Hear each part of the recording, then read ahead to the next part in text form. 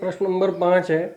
एक 3 सेंटीमीटर लंबी वस्तु एक 8 सेंटीमीटर वक्रता त्रिज्या वाले अवतल दर्पण के सामने 12 सेंटीमीटर की दूरी पर मुख्य अक्ष के लंबवत रखी हुई है। तो मुझे जो जो जानकारी है पहले उसे हम लिख लेते हैं। वस्तु जो है वो 3 सेंटीमीटर लंबी है, तो वस्तु की लंबाई को हम लोगों ने y1 लिखा है। तो ये है हमारी 3 सेंटीमीटर, 3.0 है तो वो उसे हम 3 ही लिखेंगे, 3 सेंटीमीटर, दशमलव के बाद तो 0 ही है। ये 8 सेंटीमीटर वक्रता त्रिज्या दी गई है। वक्रता त्रिज्या r दी गई है कितनी, 8 सेंटीमीटर, 8.0 सेंटीमीटर, तो 8 सेंटीमीटर हो गई।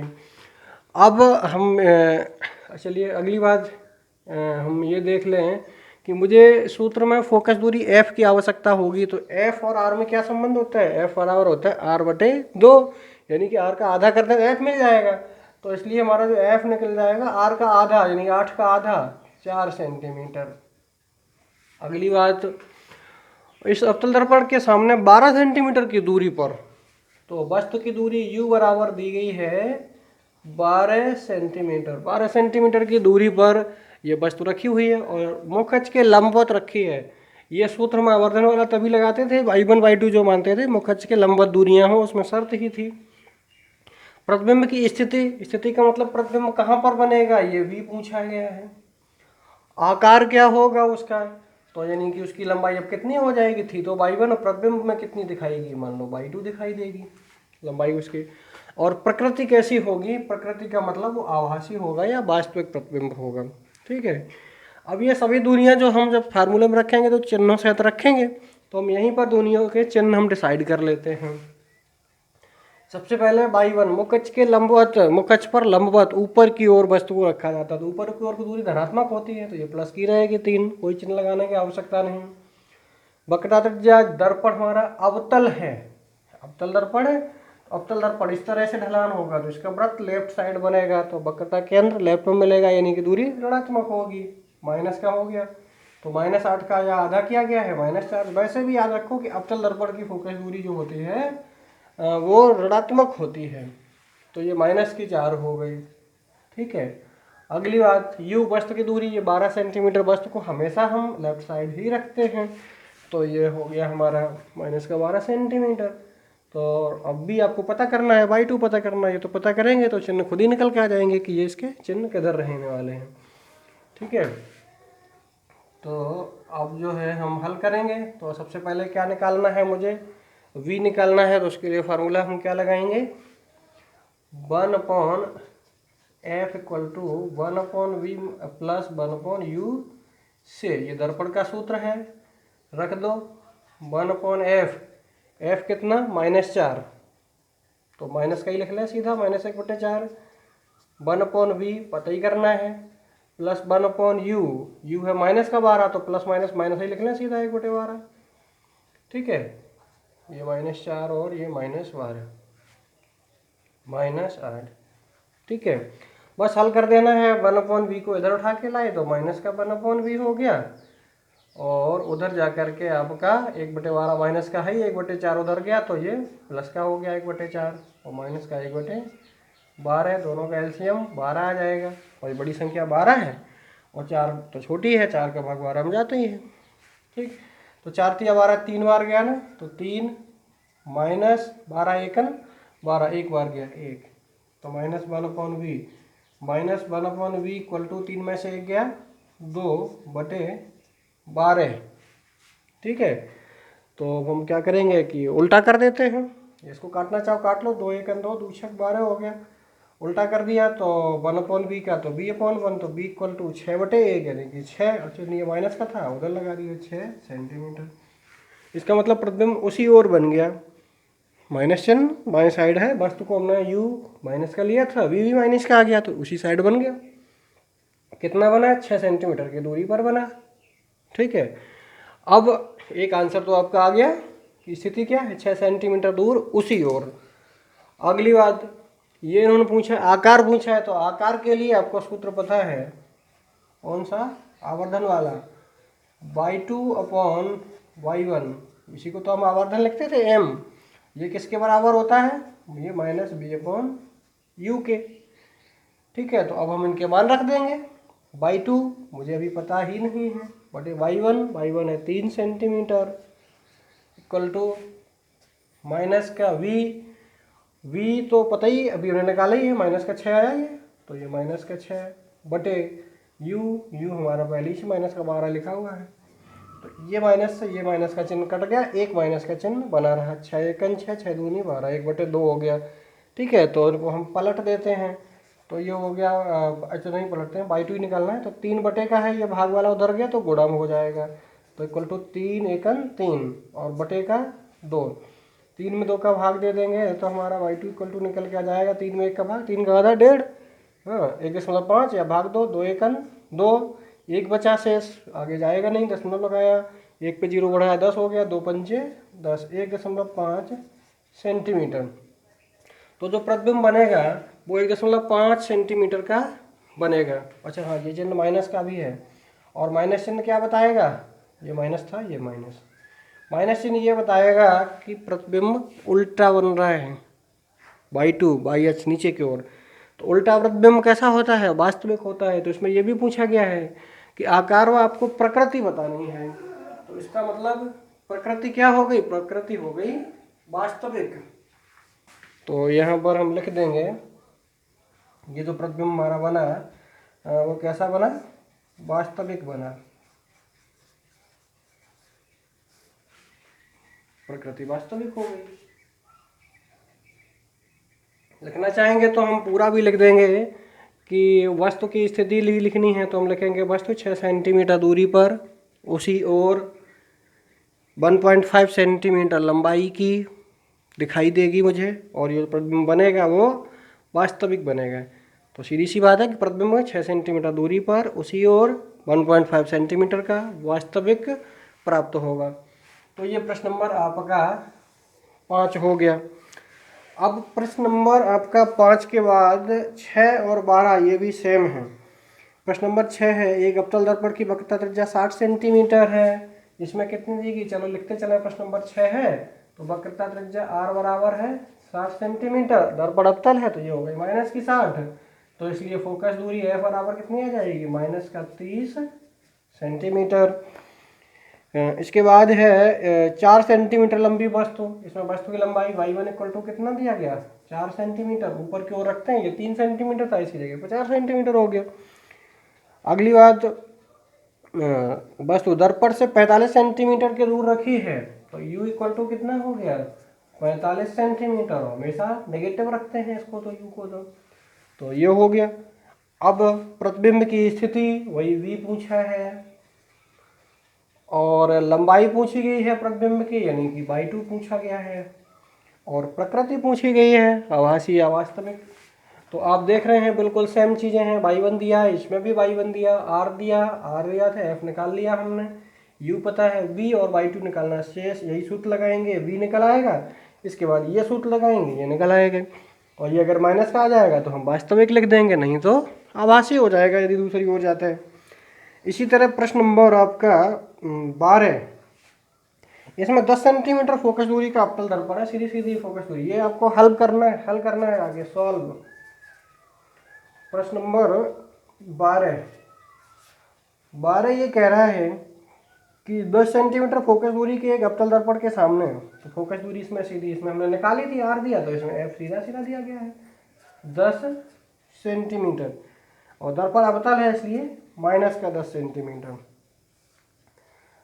इसके सामने मुख्य अक्ष पर दर्पण के ध्रुव से 15 सेंटीमीटर की दूरी पर, तो वस्तु की दूरी दी गई है u बराबर 15 सेंटीमीटर, वस्तु हमेशा ही लेफ्ट में रखते हैं माइनस की, तो ये माइनस का u हो गया। दूरी पर 3 सेंटीमीटर ऊंची मोमबत्ती, वस्तु की जगह पर यहाँ पर मोमबत्ती कह दिया गया, तो उसकी लंबाई दी गई है y1 इक्वल टू 3 सेंटीमीटर, ये आपकी मोमबत्ती रखी है। प्रतिबिंब की स्थिति और आकार, केवल स्थिति पूछी है, v कितना होगा और आकार कितना, y2 कितना होगा, वास्तविक भी नहीं पूछा और आभासी, हालांकि वो तो हम इसी चिन्ह से डिसाइड कर देते हैं, माइनस आता है तो वास्तविक, प्लस आता है तो आभासी, अवतल दर्पण के लिए, ठीक है। हालांकि उत्तल में भी प्लस आता है तो वो आभासी ही होता है। तो ये हो गया हमारा, बिल्कुल सेम है, f पता और r पता, तो r से f हमने निकाला था, इसमें f आपको बिल्कुल पता ही है सेम, u पता, यू पता, बी पता करना, बाई वन पता है तो बाई टू पता करना। बिल्कुल सेम सवाल है, इसी तरह से हम संख्याएं रख देंगे और हमारे आंसर निकल आएंगे। आगे हम देखते हैं थोड़ा प्रश्न नंबर 8। ये थोड़ा अलग कर, थोड़ा सा अलग है, ज़्यादा अलग नहीं है। अब इसको पहले ध्यान से सुनते चलें कि एक अवतल दर्पण से जिसकी फोकस दूरी 25 सेंटीमीटर है, तो ये अवतल दर्पण है और इसकी जो फोकस दूरी है वो 25 सेंटीमीटर है। अवतल का मतलब माइनस की फोकस दूरी हो गई। ये प्रश्न नंबर 8। हाँ, 25 सेंटीमीटर है। कितनी दूरी पर एक वस्तु रखी जाए जिससे कि प्रतिबिंब का आकार वस्तु के आकार का हो? मतलब प्रतिबिंब का आकार जो है वो वस्तु के आकार का हो। वस्तु को हम y1 मानते हैं और प्रतिबिंब के आकार को y2 मानते हैं। तो ये इन्होंने कहा कि प्रतिबिंब का आकार जो है वस्तु के आकार के बराबर हो, तो नहीं हो। इसका मतलब ये y1 y2 कैसे हो? बराबर हो। ठीक, अगली बात, कितनी दूरी पर वस्तु को रखा जाए? ये ये इन्होंने पूछा है कि कितनी दूरी पर रख दें कि प्रतिबिंब का आकार और वस्तु का आकार हमारा बराबर हो जाए। तो इसके बाद आगे इन्होंने कहा है कि इसे दिखाने के लिए किरण आरेख भी आपको खींचना है। तो इसे दिखाने के लिए किरण आरेख भी खींच देंगे। पहले तो ये समझ लो, ये प्रश्न आपका बिल्कुल मौखिक है। प्रतिबिंब और वस्तु की लंबाई बराबर कब होती है? जब वस्तु वक्रता केंद्र पर रखी होती है। वक्रता केंद्र कहाँ होगा? फोकस से दोगुनी दूरी पर। तो जो 25 सेंटीमीटर का दोगुना 50 सेंटीमीटर, इसका मतलब 50 सेंटीमीटर पर आंसर इसका 50 सेंटीमीटर है ना। ठीक है, चलो हल करके देखते हैं कि हल कैसे करते हैं हम। तो ये y1 और y2 कैसे हैं? बराबर है। अब मुझे नहीं पता ये कितने हैं, मान लो ये x है लंबाई, ये x हम मान सकते हैं। ना भी माने तो y1 y2 लिखा रहे हैं, जहाँ y1 y2 आएगा वहाँ y1 जगह y2 रख देंगे, बात वही है। या चाहे तो ये x मान लें या कुछ भी चाहे वो मान सकते हैं। ठीक है, तो पहले तो आपने सूत्र पढ़ा है, क्योंकि y2 बटे y1 इक्वल टू, ये आपने पढ़ा है, क्या पढ़ा है? Minus v upon you. ठीक है, और यू तो अभी पूछा ही, चलो निकाल लेंगे। तो y2 बटे y1। अब एक चीज और ये आपको पता होनी चाहिए कि जो हमारा प्रतिबिंब और वस्तु का आकार जब बराबर बनता है अवतल दर्पण में, तो वो प्रतिबिंब हमारा वास्तविक होता है, आभासी नहीं होता, वास्तविक होता है और उसी ओर होता है, उसी जगह बनता है। तो उसी ओर का मतलब है कि हमारा जो है u और v दोनों के चिन्ह कैसे रहे होंगे? सेम रहे होंगे। ठीक है, चलिए y2 है x, और दूसरी बात उल्टा बनता है, तो उल्टा का मतलब एक चीज धन की तो एक चीज माइनस की होगी। तो ये y2 है, y2 किसका होगा? माइनस का होगा। इसकी लंबाई y2 मानी किसके बराबर है? x के बराबर। इसकी चिन्ह की दूरी का चिन्ह कैसा रखा जाएगा? माइनस का। तो माइनस x बटे y1 को प्लस का x रखेंगे, बस तो सीधी प्रतिबिंब उल्टा, इसलिए। ठीक, इक्वल टू माइनस, ये है आपका v अपॉन यू। तो आपको ये भी पता है कि v और u ये भी दोनों ऋणात्मक रहने वाली हैं। वास्तविक प्रतिबिंब उसी ओर वस्तु रखी जाती है, उसी ओर प्रतिबिंब बनता है, इसलिए तो इन दोनों के चिन्ह भी एक से रहेंगे। तो हम चाहे तो दोनों के ऋण के ले सकते हैं, तो माइनस से माइनस कट जाएगा। जैसे यहाँ पर कट गया था, अभी आपने निकाला था, ये कहाँ गया? ये माइनस से माइनस हमने काट दिया था। तो बिल्कुल उसी तरह से अब क्या करना है? v अपॉन यू, या तो दोनों माइनस लगा करके माइनस काट दो, या ना काटो, मुझे पता ही नहीं किधर रखा किधर प्रतिबिंब, इतनी गारंटी है किधर रखा उधर ही प्रतिबिंब हो ही जाएगा फिर। तो ये x से x एक बार कट गया और माइनस चिन्ह से माइनस चिन्ह कट गया। इसका मतलब यहाँ एक बचा 1 equal to v upon u. U इधर लाओ तो u इक्वल टू क्या हो गया? v। u का एक में गुणा हुआ बराबर तो b था। तो वही आ गया, जहाँ पर वस्तु वहीं पर प्रतिबिंब, और u और v दोनों कैसे हो गए? बराबर हो गए। अब पूछा है कि ये कहाँ पर है, तो वो हम अब समीकरण लगाएंगे अपना। ठीक है, सूत्र हम वही लगाएंगे, दर्पण का सूत्र 1 upon f equal to 1 upon b माइन प्लस 1 अपॉन यू से। ठीक, तो 1 अपॉन एफ कितना है? 25 सेंटीमीटर। तो माइनस का 1/25 इक्वल टू 1 अपॉन वी। तो आपको पता ही, इतना तो पता चला गया, उसी ओर बनना है प्रतिबिंब और उसी ओर वस्तु, दोनों चीज़ें कैसी रहनी है? नेगेटिव रहनी है। तो चाहो तो बी की जगह पर चाहे यू रखो, ये समीकरण बन गया मेरा। तो बी की जगह यू रखो, चाहे यू की जगह पर बी रखो। फार्मूला 1 अपॉन बी है, बी का मतलब, चलो बी की जगह पर हम यू लिख लेते हैं क्योंकि बी बराबर यू है, इसलिए और चिन्ह कैसा लेंगे इसका, माइनस का। क्यों माइनस का लेंगे, क्योंकि उसी ओर प्रतिबिंब बन रहा है। प्लस 1/u है, और u आपको पता है कि ऑलवेज नेगेटिव होता है, तो प्लस माइनस माइनस 1/u, ये भी माइनस का, ये भी माइनस का, दोनों का बटे में u है। तो कैसे हल करते हैं, फिर इनको एक बार u लिख लिया हमने, ठीक। तो ऊपर वालों को सीधा सीधा जोड़ घटा दिया जो भी है, तो ये भी माइनस का 1 और माइनस का 1, ये माइनस का 1/25 माइनस 1/25 इक्वल टू माइनस का 1 और माइनस का 1 माइनस के 2 हो गए, -2/u। अब ये माइनस से माइनस कट गया, तो ये गुणा कर दिया, u का 1 में गुणा हुआ तो u इक्वल टू 25 का हो गया, 2 में 25 दूनी 50, तो ये 50 सेंटीमीटर मेरा आ गया। हालांकि आपको पता है चिन्ह साइड रखेंगे तो ये लेफ्टी साइड माइनस का है, तो मेरा u कितना आ गया 50 सेंटीमीटर। इसका मतलब वस्तु को कहाँ रखें, दर्पण के सामने 50 सेंटीमीटर की दूरी पर अगर हम रख दें तो हमारा प्रतिबिंब वस्तु के आकार के बराबर बन जाएगा। बस इतना प्रश्न था। आगे इन्होंने ये भी कहा है कि किरणा रेखा खींच कर दिखाइए। चलो किरणा रेखा खींच देते हैं। तो ये हमारा अवतल दर्पण हो गया और ये हो गया मुख्य अक्ष। फोकस दूरी कितनी है 25 सेंटीमीटर। यहाँ तक हमने मान लिया, यहाँ से यहाँ तक दूरी है कितनी, ये मान ली 25 सेंटीमीटर, यानी कि F। और ये दूरी कितनी यहाँ से यहाँ तक की, चलो नीचे ले लेते हैं, ध्रुव से यहाँ तक की ये 25 सेंटीमीटर, ठीक। इससे 2 गुना यहाँ पर क्या आएगा C, और C तक कितनी दूरी हो जाएगी ये 50 सेंटीमीटर, ये लिख दिया, ठीक। वस्तु को इसका मतलब यहीं रखा गया है, तो ये हो गया वस्तु, ठीक है। मुख्य अक्ष के समांतर जाने वाली प्रकाश किरण परावर्तन के बाद फोकस से होकर के आती है। ये दूरी ठीक बीच में रखना तो अपने आप चित्र सही बनेगा। फोकस से होकर जाने वाली प्रकाश किरण ये मुख्य अक्ष परावर्तन के बाद मुख्य अक्ष के समांतर हो जाती है, तो ठीक सामने यहाँ कहीं काटेगी आके। यहाँ हेड से चली थी, हेड बन गया, ये प्रतिबिंब हो गया हमारा, ठीक। ये वस्तु ओ डैश और ये प्रतिबिंब यहाँ से आई और आई डैश, ये किरणा रेख हो गया हमारा, ठीक। कोई भी दर्पण मान लो ये एम दर्पण है, मिरर कहते हैं ना, इसलिए इसे, तो ये इसका आरेख हो गया। अब इसमें आप देखेंगे प्रश्न नंबर 10 और प्रश्न नंबर 11 ये बिल्कुल 8 में जैसे हैं। देखिए प्रश्न नंबर 10 क्या है, एक अवतल दर्पण के 30 सेंटीमीटर की दूरी पर, दूरी इसमें दी गई है। और प्रश्न नंबर हम ये वाला देख लेते हैं 10। अवतल दर्पण के 30 सेंटीमीटर दूरी पर रखी वस्तु का 3 गुना बड़ा, ये दूरी दी गई है u इक्वल टू 30 सेंटीमीटर और दूरी u माइनस की लेनी है, ठीक है। 30 सेंटीमीटर रखी वस्तु का 3 गुना बड़ा प्रतिबिंब, तो प्रतिबिंब 3 गुना बड़ा बनाना है। इसका मतलब y2 और जो y1 हो गए, वस्तु की लंबाई y1 है तो y2 जो है ये 3 गुनी है, तो इसका मतलब हम वस्तु की लंबाई का 3 गुना करते हैं तो y2 के बराबर हो गया, तो y2 बराबर 3y1, ये समीकरण आ गया एक, ठीक है। अगली बात प्रश्न नंबर 10।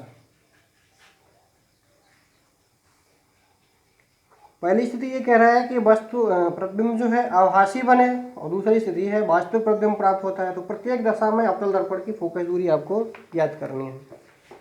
पहला क्या है, आभासी के लिए क्या करेंगे हम,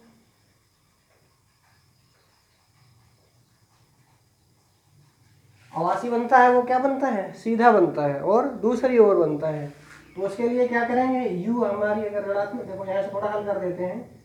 आभासी के लिए प्रतिबिंब की लंबाई y2 बटे y1 बराबर क्या होता है, और u होता है। तो आभासी प्रतिबिंब के लिए क्या होगा, देखो y2 की जगह पर हम क्या लिख सकते हैं 3y1, तो ये 3y1 बटे तो y1 है ही, इक्वल टू माइनस का v बटे u मेरा कैसा है माइनस का 30, u की जगह क्या लिख दिया हमने माइनस का 30। ये बात हमने आभासी के लिए लिए है, और आभासी प्रतिबिंब सीधा होता है, इसलिए हमारा y1 और y2 दोनों कैसे रहेंगे, धनात्मक रहेंगे, इसलिए इनके चिन्ह हमने नहीं लिखे। बस ये y1 से y1 कट गया और 30 इधर आ गया, तो v माइनस माइनस ये तो प्लस का 30 हो गया, तो इसमें छोड़ ही देंगे, 30 दिया 90, तो v बराबर कितना आ गया 90 सेंटीमीटर। u पता चल गया, v पता चल गया, फार्मूला लगाएंगे 1/f बराबर 1/v प्लस 1/u, तो तो v का मान ऋणात्मक और u का मान धनात्मक रखेंगे तो फोकस दूरी निकल आएगी। फर्स्ट पार्ट हल हो जाएगा। सेकंड पार्ट क्या कहता है? फर्स्ट पार्ट तो कह रहा था आभासी के लिए, तो वास्तविक के लिए क्या करना है?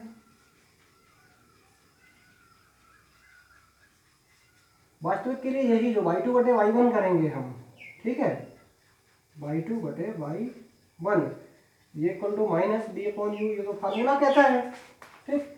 तो इसी को हम कैसे हल करेंगे कि y2 वास्तविक है तो मतलब जो उल्टा बनेगा, उल्टा का मतलब ऋणात्मक चिन्ह, तो यहाँ से y2 बराबर 3y1 है तो यहाँ पर माइनस का 3y1 लिख देंगे, ठीक, और बटे का y1 है इक्वल टू माइनस का v अपॉन यू, यू मेरा माइनस का 30 है ही, ठीक। तो ये तो प्लस का हो गया, ये चिन्ह माइनस का हो गया, y1 से y1 कट गया, तो यहाँ से v बराबर कितना आ जाएगा, ये तो प्लस हो गया, ये चिन्ह माइनस का बना रहेगा, 30 या 90, यानी कि माइनस का 90 सेंटीमीटर।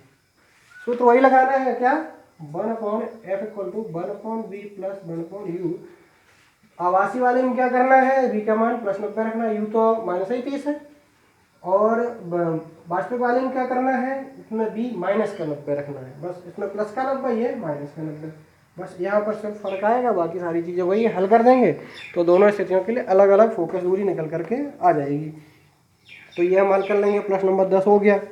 और 10 के बाद जो है प्रश्न नंबर 11 भी इसी से मिलता जुलता है कि 30 सेंटीमीटर फोकस दूरी वाले अवतल दर्पण, इसमें फोकस दूरी दे दी गई है, इसमें f निकलवाई थी, इसमें फोकस दूरी दे दी गई है बिल्कुल 8वें की तरह, 25 की जगह पर कितना दे दिया गया, 30 सेंटीमीटर दे दिया गया है। कोई वस्तु रखी जाएगा, उसका वास्तविक प्रतिबिंब वस्तु से दोगुने आकार का बने, तो बिल्कुल जो y2 y1 आपने किया था तो y2 बराबर यहाँ पर 2y1 हो जाएगा, f पता हो जाएगा, y2 बराबर 2y1, यहाँ से हम u और v में संबंध निकाल लेंगे और 1/f बराबर 1/v प्लस 1/u में रख करके हल कर देंगे, तो ये प्रश्न नंबर 11 आपका हल हो जाएगा, ठीक है। इनमें तो गणना आरेख भी नहीं बनाना, इसको भी हल करना है, अभी पूरा नहीं हुआ है, दोनों स्थितियों के लिए आपको सॉल्व करना है, ठीक है। और सॉल्व करने के बाद यदि आ जाता है तो ठीक है, नहीं आ जाता है तो उसके लिए हम खुद हैं।